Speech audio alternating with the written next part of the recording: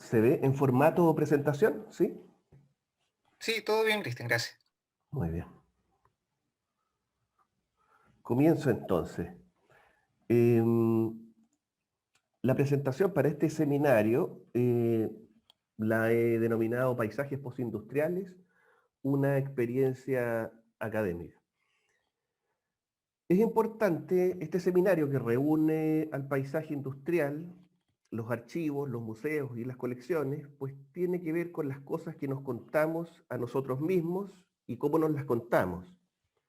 Así como vemos, es como podemos establecer relatos, pero también estos relatos serán determinantes en la construcción de los modos de ver, modos que nos permiten acceder a las cosas que tenemos delante.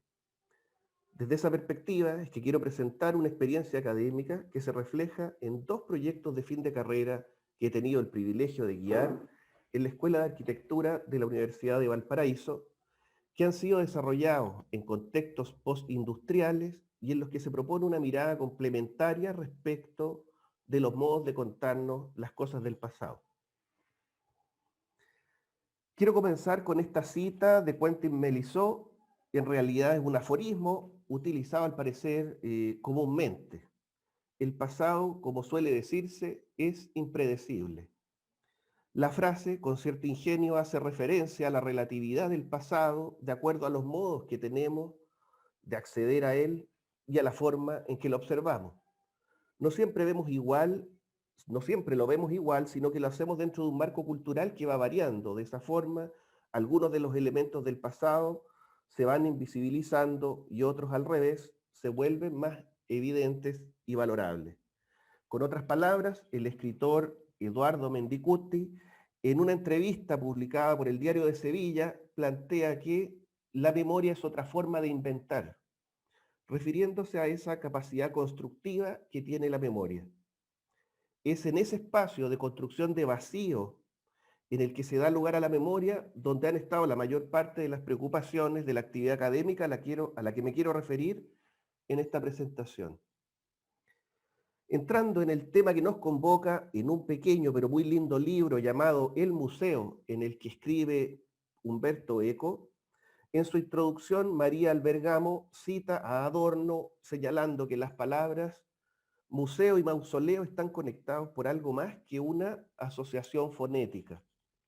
Es decir, suenan parecidos y además tienen cierta familiaridad. El museo, al mismo tiempo que exhibe, guarda, y así como muestra y saca la luz, pone también a resguardo y la colección se vuelve, o pudiera volverse, una acumulación detenida en el tiempo. Si tenemos en cuenta cómo muchas veces las ciudades pierden vida y parecieran congelarse cuando tienden a la museificación, eso es decir, a transformarse en museos de sí mismas, se entenderá mucho mejor la idea de esta relación entre el museo y el mausoleo. De alguna manera el museo, en su intención de cuidar, puede también destruir. Podemos entender el museo como una atmósfera, un dispositivo que tiene sus propias reglas de comportamiento, de exhibición, reglas espaciales, lumínicas, incluso contiene ciertas reglas para que en su interior las cosas tengan significados tan disímiles como que una banana pegada con cinta adhesiva a la pared puede resultar un algo valioso en un lugar y sería muy distinto si estuviese pegado en la pared de mi cocina, por ejemplo. Esas reglas que regulan y determinan lo que sucede en el museo son lo que Isabella Pezzini, en el mismo libro que les mencioné, describe como semiósfera, para referirse a esa cualidad de cargar de significado que tiene el museo. Otra cita que quiero mencionar. La verdad es que la gente viene aquí por las razones más dispares, para relajarse un poco o para resguardarse de la lluvia o para mirar los cuadros o tal vez para mirar a las personas que miran los cuadros.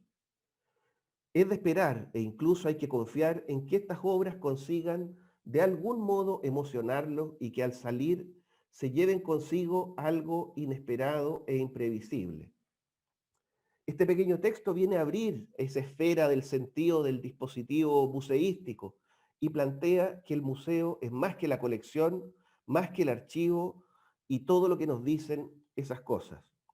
No me quisiera alargar en este punto, pero quien conozca la taxonomía de los animales que cuenta Borges entenderá hasta qué punto son válidas las clasificaciones y cómo muchas veces todo depende de la perspectiva con que se vean las diferentes realidades. Para ampliar esta esfera invisible de la que estamos hablando, en que observamos los lugares, en este caso postindustriales, desde la perspectiva del paisaje, es decir, desde el modo en que se nos aparece. Pero nuevamente no aparecerá de cualquier modo. Propondremos otro cristal delante a la luz de dos conceptos planteados por González Bernaldez, quien hace referencia a los conceptos de fenosistema y criptosistema, que luego han servido de base para hacer referencia al paisaje desde dos aristas, el fenopaisaje y el criptopaisaje. El primero es el que es directamente percibido, el paisaje de los fenómenos y la experiencia. El segundo está oculto y requiere de información e instrumentos para aparecer. Un relato, por ejemplo, podría desde mi perspectiva constituirse en un instrumento. Siguiendo la línea de lo planteado a través de estos dos conceptos, si hiciese la analogía de los proyectos que mostraré al final de la presentación con un sistema de sonido, lo que planteamos en esta experiencia académica es una especie de ecualización, en donde está puesto en valor lo que se ofrece a la experiencia de forma directa y se le ha bajado al mismo tiempo el nivel de los decibeles, lo que se ofrece al conocimiento, al modo de información. Quiero contarles una experiencia que sirve de ejemplo de lo que les acabo de señalar. Hace casi 10 años, en el contexto de un posgrado en temáticas ambientales que cursé, una de las actividades del curso consistió en la visita a una planta de tratamiento de aguas en el río Aconcagua, muy cerca de Valparaíso. Todo trataba de cómo ese edificio máquina tomaba el agua del río y la iba purificando a medida que pasaba por diferentes estanques. La visita coincidió con el atardecer y la maravilla del espectáculo que tuvimos delante, el sol muy rasante y una atmósfera de colores cálidos, se reflejaba y multiplicaba en los estanques acompañados del sonido del agua moviéndose entre ellos. La fantástica experiencia que nos ofrecía el dispositivo que teníamos enfrente era tal que toda la explicación que nos ofreció el técnico que informaba nuestra visita quedaba relegada a un segundo plano. Lo que el técnico nos contó ya lo olvidé, pero la experiencia del atardecer en esos estanques, no. No tengo imágenes de esa visita, pues creo que no nos permitieron tomar fotografías. Y probablemente, de acuerdo a lo que ya hemos hablado, probablemente las imágenes no le harían justicia al recuerdo que tengo de ese hermoso momento. Por lo mismo he puesto estas imágenes de una instalación artística de Mary Miss en Finlandia para acompañar el relato, porque esos surcos llenos de agua de lluvia en el bosque bien podrían construir una atmósfera equivalente en cualidad a lo que les he contado, tal como podría haber puesto también, por ejemplo, un jardín árabe con sus canales y fuentes. La maravilla de lo que sucede efectivamente tiene cierta equivalencia, si es que nos libramos del juicio de la información. Siguiendo la misma línea, podemos admirar en las construcciones industriales sus grandes magnitudes y sus atmósferas increíbles, que parecieran tomadas de películas de ciencia ficción. Hoy las vemos y somos capaces de reducir lo que vemos a su explicación funcional. Desde la lógica, minimizamos su maravilla y las entendemos desde su uso y funcionalidad, desde su sentido práctico o de su oportunidad respecto de una situación contingente. Por el contrario, pretendemos mostrar esta experiencia académica una mirada que sí reparará en la maravilla de sus magnitudes, en el contraste respecto de los tamaños domésticos de la habitabilidad humana respecto de los que, si nos comparamos con esta especie de monstruos, podríamos decir que de algún modo lo sublime aparece en esa desproporción que se nos enfrenta. Quienes marcaron un hito respecto de una manera de ver que podríamos decir que resuena con lo que estamos planteando, fue la pareja de fotógrafos alemanes Bern y Gila Becher, quienes desde los inicios de los años 60 recorrieron y fotografiaron instalaciones industriales en Alemania, realizando una serie de imágenes al modo de retratos, imágenes planas, frontales que forman una colección, una taxonomía de formas y especies de organismos que organizados en diversas series mostraban diversas configuraciones formales. No nos preguntamos tanto qué son, cómo funcionan o para qué sirven, sino que podemos ver en sus series descripciones visuales, llenos, vacíos, contrastes, proporciones, morfologías y un largo etcétera de descripciones formales. No me alargaré hablando de los Becher, pero sí hay un punto importante que señalar respecto de este modo de mirar y nos lo cuenta Esperanza Marrodán en un artículo sobre paisaje industrial. En 1990, Ver y Gila obtienen el Premio Internacional de Escultura de la Bienal de Venecia. Sorprende que el premio no sea respecto del valor documental, o al menos un premio en la categoría de fotografía, sino en el de escultura. Y esto es porque las series muestran lo que ellos llamarán esculturas anónimas. De alguna manera, esculpen en la mirada. El otro punto que me parece importante destacar en el caso de los paisajes industriales y en mayor medida aún los paisajes postindustriales es su relación con el tiempo. Y no es una relación tan obvia como pudiera suponerse, en tanto que lo que hoy vemos son los paisajes del ayer, sino que vemos lo que en algún momento fueron los paisajes del futuro. En el libro El descubrimiento del futuro, Lucian Holscher argumenta la idea de que el futuro no siempre fue una idea consolidada o compartida. Ciertos grupos y sociedades en el tiempo vivieron sin una idea de futuro. Y pasa así, por ejemplo, en algunas sociedades ancestrales cuyos tiempos cíclicos se están permanentemente renovando. Por el contrario, el periodo comprendido entre 1890 y 1950 fue fructífero respecto de la consolidación de una idea de futuro en que la industria y los avances técnicos constituían su imagen. Las ciudades y los edificios se pensaban y mostraban utópicamente con una imagen asociada a las máquinas. Los edificios industriales servirán de ejemplo a la arquitectura, como lo señalarán Gropius y Le Corbusier a comienzos del siglo pasado. Luego del enaltecimiento de la utopía industrial viene la caída y los cambios tecnológicos, sociales y cambios en las lógicas comerciales y en las matrices energéticas van dejando rápidamente atrás a los que por pocos años fueron los paisajes del futuro. Lo que se levantó como una idea de futuridad se derrumbó y sus restos quedan como señales de una especie de fracaso, de una energía supuestamente civilizadora de la que hoy quedan sus huellas como espacios de obsolescencia. Ejemplos hay muchos en nuestras ciudades y en un seminario pasado les conté respecto de Hashima, esta isla abandonada en Japón, como ejemplo de estos paisajes del abandono. Un personaje que no podemos dejar de mencionar como significativo en la construcción del desplazamiento de la mirada respecto de los paisajes postindustriales es el artista norteamericano Robert Smithson, quien en su conocido periplo por los suburbios de New Jersey fotografió y singularizó los restos industriales, desagües y fábricas obsolescentes, destacando algunas por sobre otras, mostrándolas como hallazgos, como objetos encontrados, agrupándolos en la serie que denominó los monumentos de Paysaic. Lo que mueve a Smithson a estos lugares es mostrar en sus imágenes la entropía de la que no podemos rehuir, que forma parte del universo y de nosotros mismos.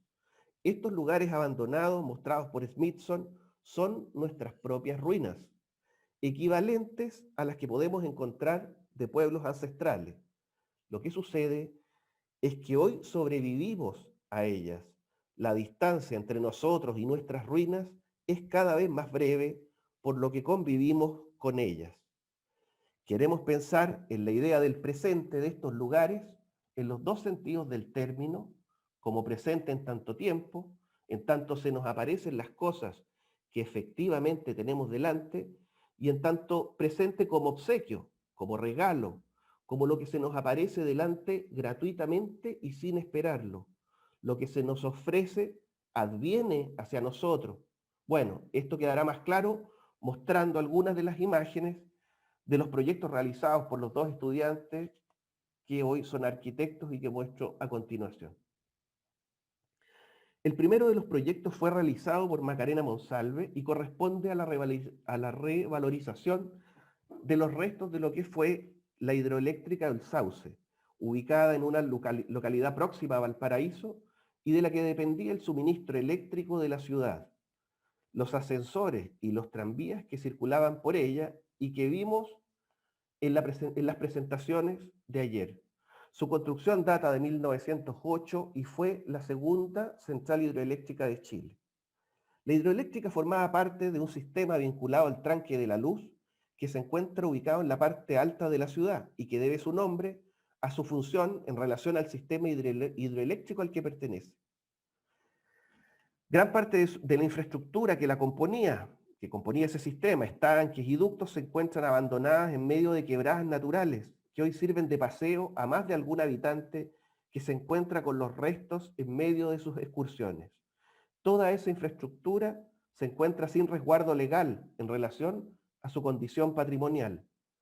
La hidroeléctrica funcionó hasta mediados de la década del 90, fecha en que fue detenida por considerarse poco rentable seguir produciendo energía allí, y luego vendió los terrenos a una inmobiliaria que la ha dejado a su suerte. Hoy podemos ver allí unos restos maravillosos perdidos entre la naturaleza y pese a que muchos elementos han sido saqueados, podemos observar una serie de fragmentos derruidos, mecanismos oxidados que juntan agua cuando caen lluvias y el edificio principal sin cubierta, dejando entrar a la intemperie, al viento, a la naturaleza, a la noche, a la bruma.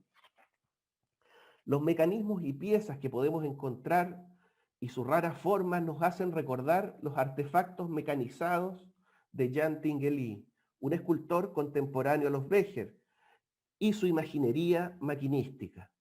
Y podríamos decir también que el edificio derruido y su pugna con la naturaleza nos traen la cruda imagen de los grabados de Piranesi y manifiesta en sí mismo que siempre está presente el fin de toda obra humana y con mayor razón el fin de la arquitectura.